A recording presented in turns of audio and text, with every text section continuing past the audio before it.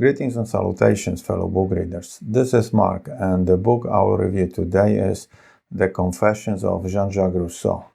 Before we continue, this is personalized limited edition of The Confessions with leather cover designed and made by me.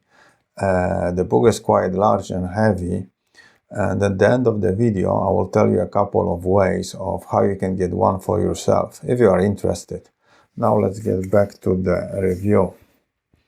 The Confessions of Jean-Jacques Rousseau is an autobiographical work by a French philosopher, J.J. Rousseau, published in 1782, 4 years after his death, probably to protect him from the fury of some individuals mentioned in the book.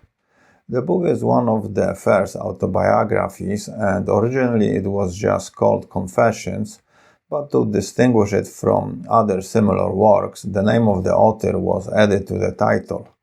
Rousseau is considered somewhat of a French symbol connected to the Kingdom of France and the French Revolution, but in actuality he was born in Geneva, which probably would make him more Swiss than French.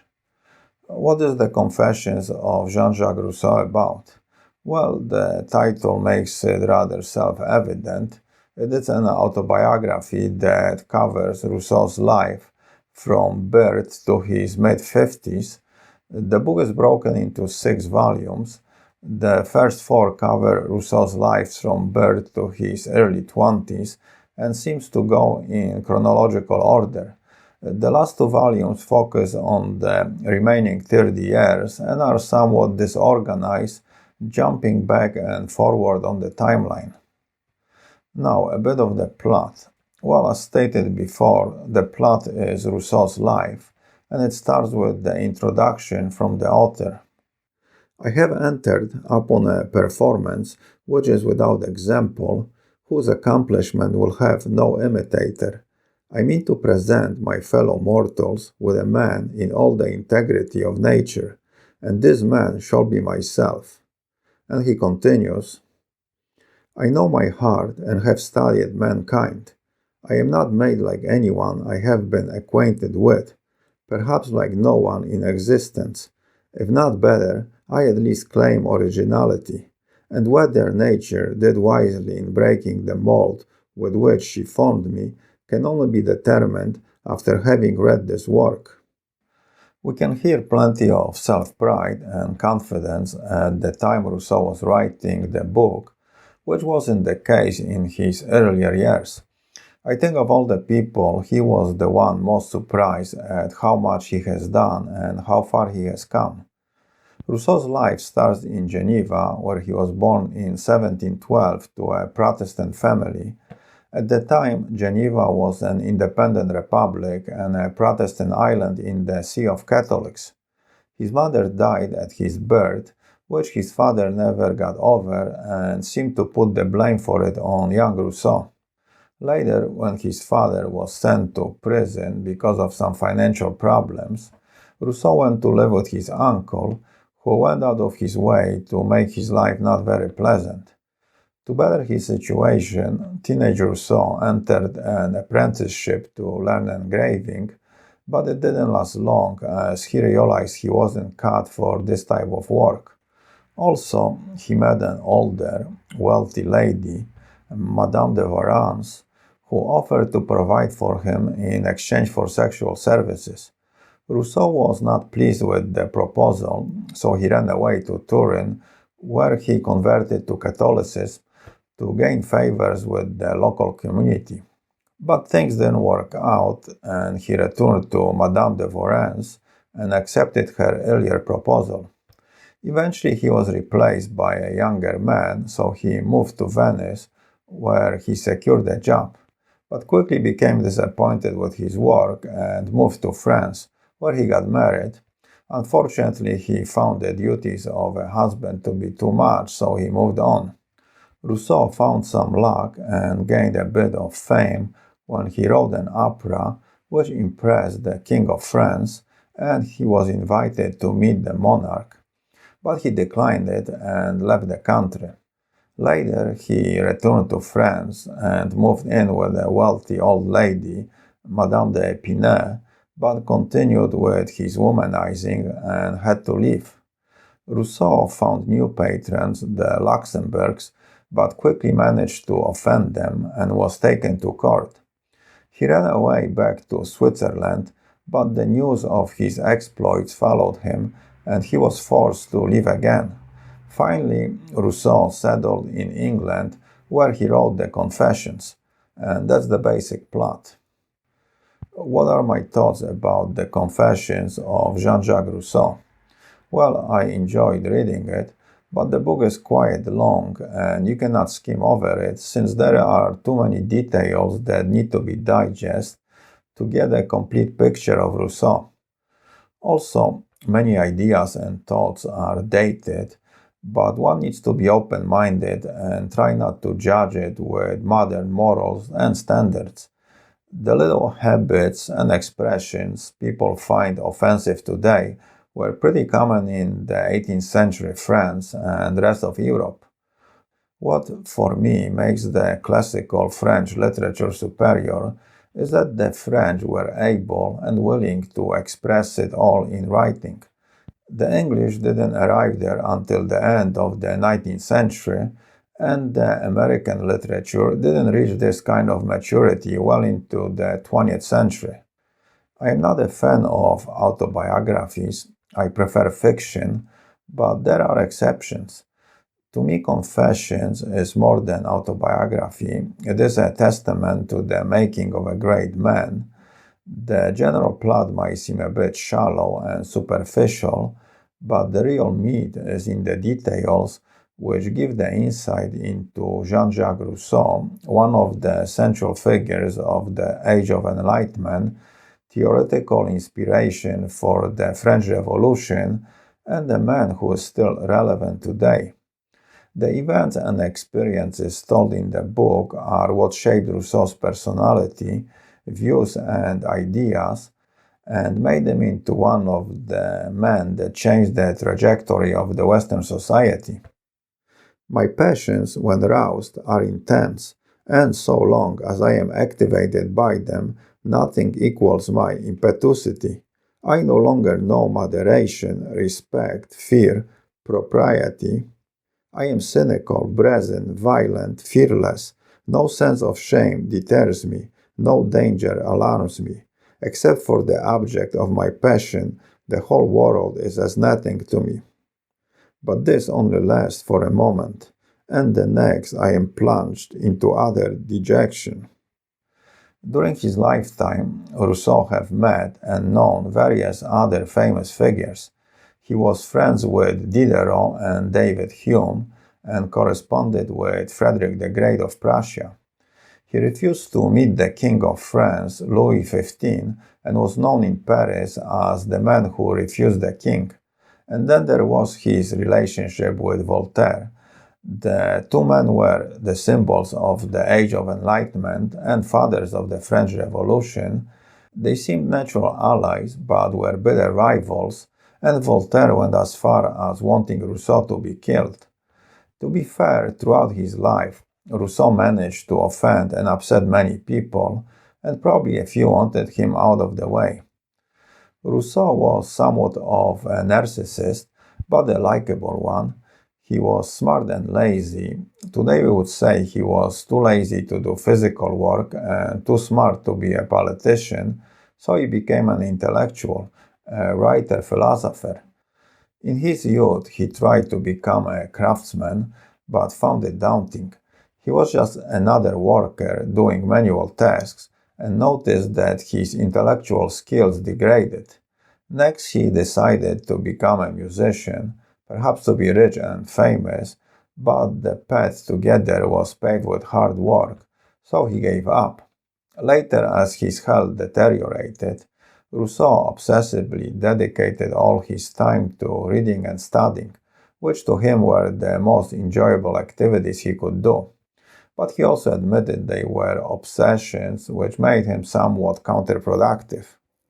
My illusions about the world caused me to think that in order to benefit by my reading, I ought to possess all the knowledge the book presupposed. I was very far indeed from imagining that often the author did not possess it himself, but had extracted it from other books, as and when he needed it. This foolish conviction forced me to stop every moment and to rush incessantly from one book to another, sometimes before coming to the 10th page of the one I was trying to read. Rousseau was an avid reader since his childhood and read complex works, which greatly contributed to his later success. Also, as a child, he was very competitive. For example, he would hit with a stick animals he considered stronger than him. This competitive spirit would drive him to challenge and better himself.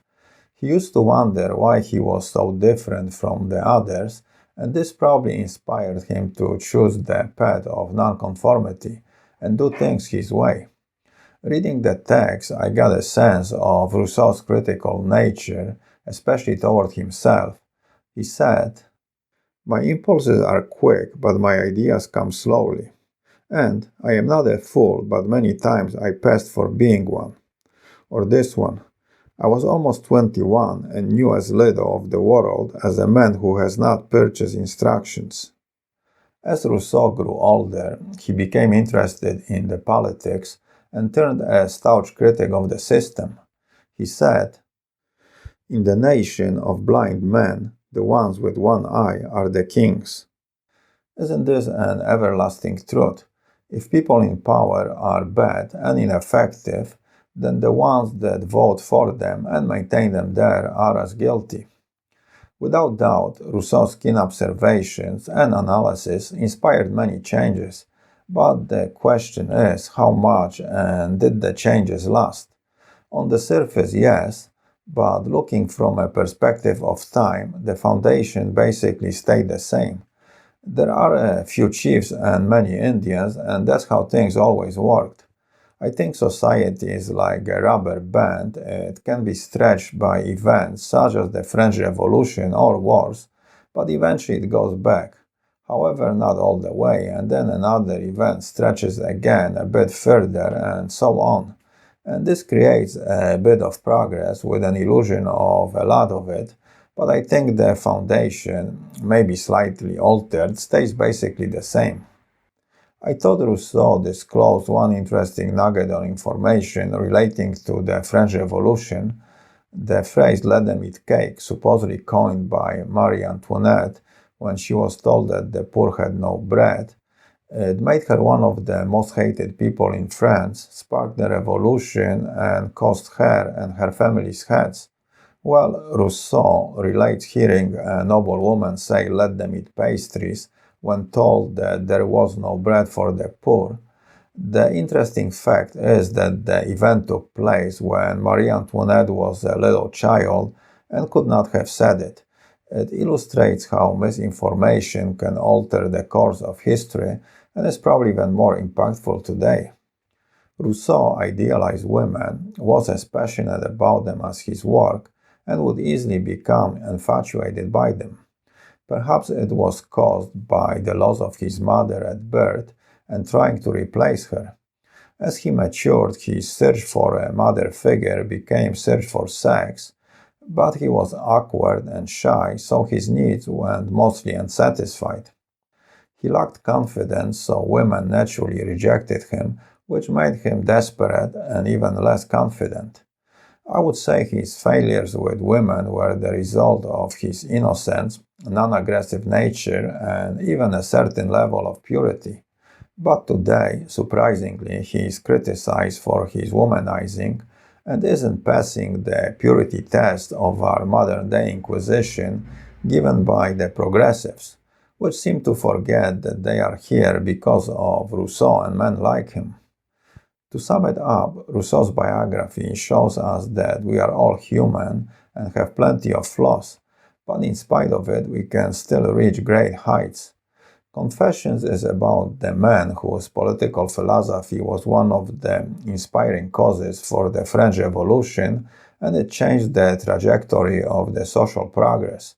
It contributed to the creation of modern political, economic, and educational theories, and his writings had great influence such as on the American Declaration of Independence. Rousseau was a typical and at the same time atypical man of the Enlightenment. As a philosopher, he was somewhat of a conservative. He appreciated the old and traditional and didn't want to destroy it, unlike many of his contemporaries and followers. And he also inspired men such as Goethe and Stendhal to write an account of their own lives. But on the other hand, he was an 18th century French libertarian and spent a lot of energy on chasing girls, just like many of his contemporaries, men such as Giacomo Casanova, Marquis de Sade, or Vicomte de Valmont from Les Légions Dangereuses. But if you're not interested in Rousseau and his life, the book is still a great example of classical autobiography. I enjoyed the beautiful prose with its antiquated vocabulary and sentence structure. It reminded me of the times when people could still express themselves through writing, and the autobiographies themselves were raw and somewhat unfiltered. Unlike today, where they are mostly written by ghostwriters, present only one public face of the individual, and read more like a public relations pamphlet. Anyway, Confessions is a large book, which will require a good amount of time to get through it, and I would probably not read it if I was not interested in classical French literature and individuals who inspired our modern social experiences, such as the French Revolution, socialist movements, etc., etc., etc. Okay, let's talk about the physical book. The book I am holding is a paperback, a large paperback, which I transform into hardcover leather-bound edition. To make the cover, I use grade A natural-tan hide I buy from a tanner in North Spain. It is the same leather Louis Vuitton uses to make his bags, so it is top quality. I do all the processing of the leather myself. First, I designed the cover, and what I did here, I used an 18th century painting of a social scene, picnicking in a country, which to me is kind of representative of Rousseau's times and society. This is the back with the blurb, and inside front cover I printed a quote from the book. If you want to see a more detailed video where I explain how I transform paperback to hardcover, click on the link in the description. I will make a maximum of 100 editions of each title. Each one will be numbered and initialed, and the numbers will go in chronological order from 2 up, since number 1 stays with me. The price will be around $100, so if you would like me to make one for you, you can click below on my email and send me a message. I do not guarantee I will do it, since it will depend on the time I have available, access to leather, and if I can get my hands on the copy of the book. Now, if you're not willing to spend the $100, but you still want the book, what you can do is click below on the PayPal link and donate $3 or more to my channel, and for every 100 donations, I will make a lottery and draw one name, and the winner will receive the book. So, if you are cheap but feel lucky, this might be the way to do it. Also, your donations give me the extra motivation to make the book reviews, and I appreciate them very much, so thank you in advance. One more thing, when you make your donation, remember to include the title of the book you would like to win. The book itself is beautiful. Visually, it has a very nice texture, it smells great, and the more you handle it, the more beautiful it will become. And it makes a great gift for yourself or somebody who appreciates books. So, if you want one, don't snooze or you might lose. Well, that's it, so let's end it here, and until next time, keep your ear close to the ground and read a book. Adios.